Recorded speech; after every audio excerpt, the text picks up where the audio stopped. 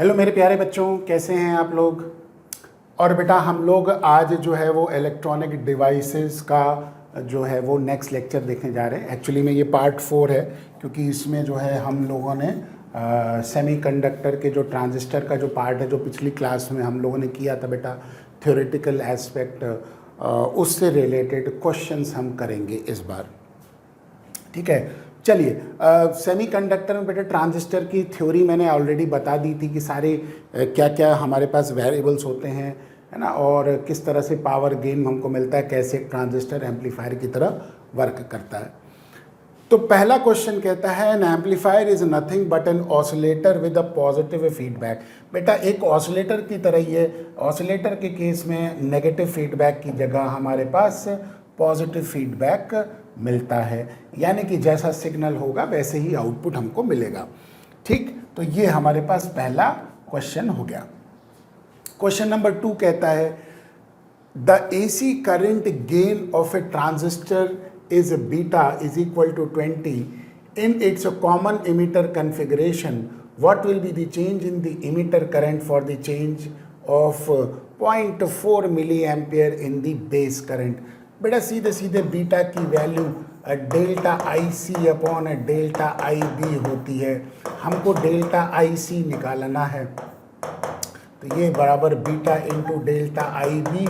Beta given है बेटा 20, delta IB 0.4 मिली ampere, तो ये हो जाएगा बेटा हमारे पास, अरे कितना आ जाएगा, 0.48 हो जाएगा, 8 मिली एम्पेयर आंसर आ जाएगा।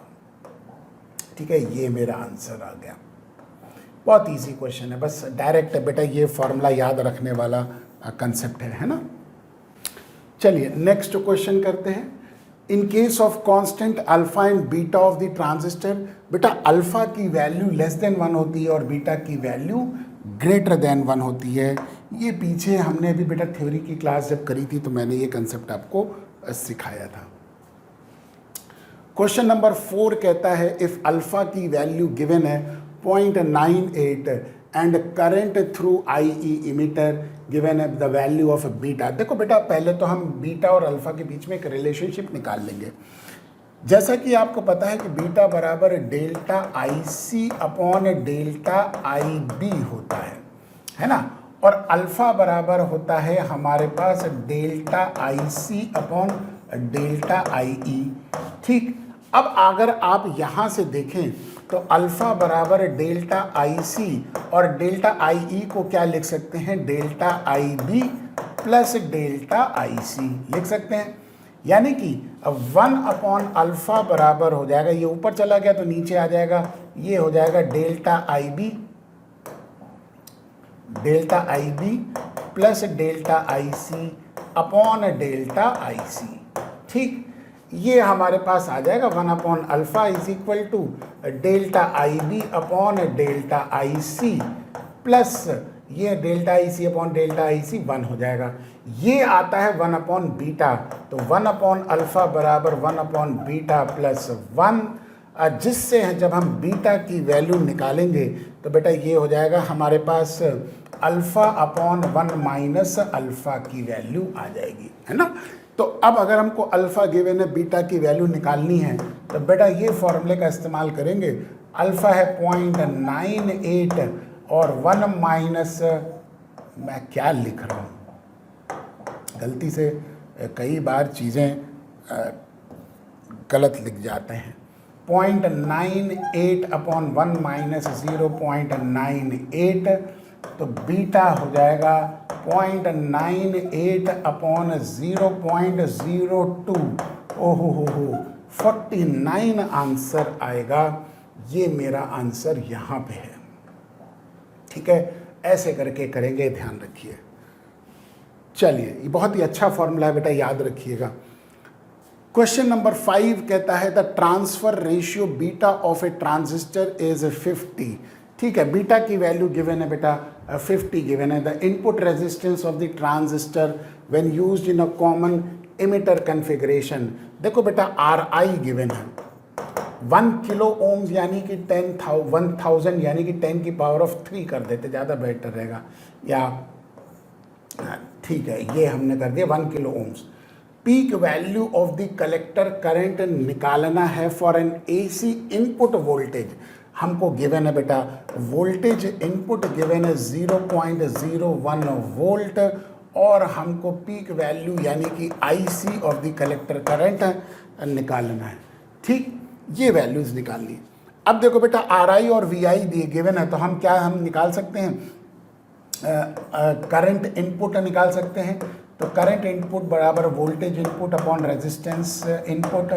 वोल्टेज इनपुट 0.01, रेजिस्टेंस इनपुट 10 की पावर ऑफ 3, 10 की पावर -2 और ये हो जाएगा -5 एम्पियर आ जाएगा और ये इनपुट करंट आ गया। ठीक, अब हमको आउटपुट करंट निकालना है, बीटा हमको गिवन है। ठीक है, तो सीधी सी बात है, अब बीटा बराबर हो जाएगा that is equal to output यानी कि आईसी अपॉन इनपुट करंट यानी कि हमारे पास आई जो कि आई आएगा इनपुट करंट है ना, बीटा है तो बेटा ये बेस करंट के क्रॉस हो जाएगा।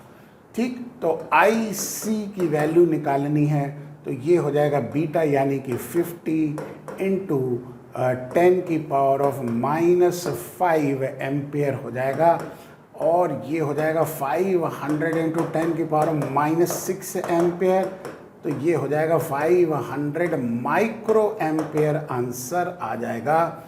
ये मेरा आंसर यहाँ चमक रहा है।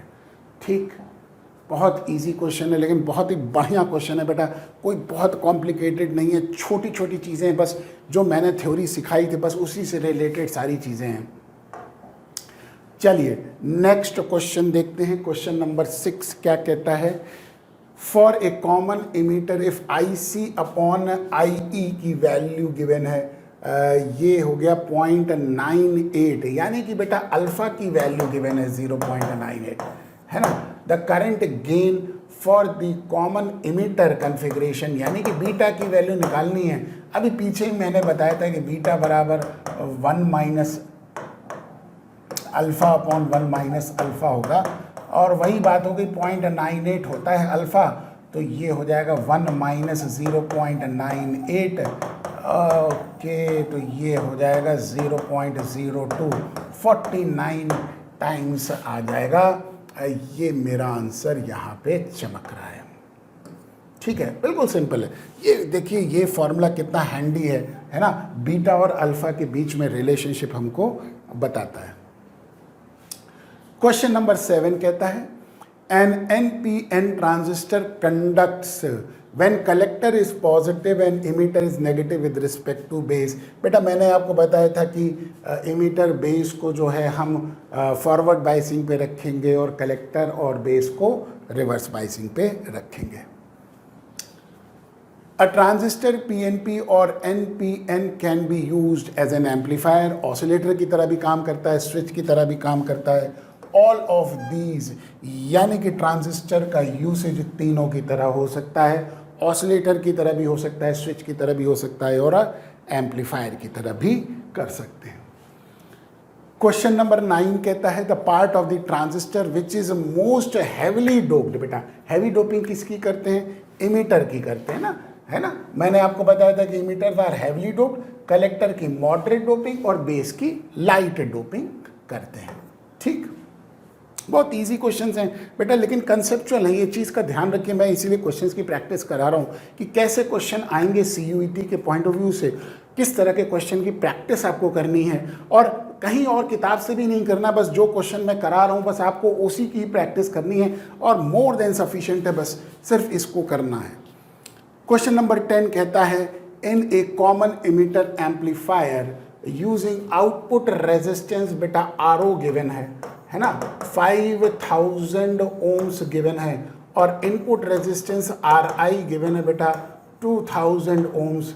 Peak value of the input signal voltage is 10 milli volt. ठीक है, peak value of input signal यानी कि VI की वैल्यू 10 मिली वोल्ट गिवन है और बीटा गिवन है बेटा 50।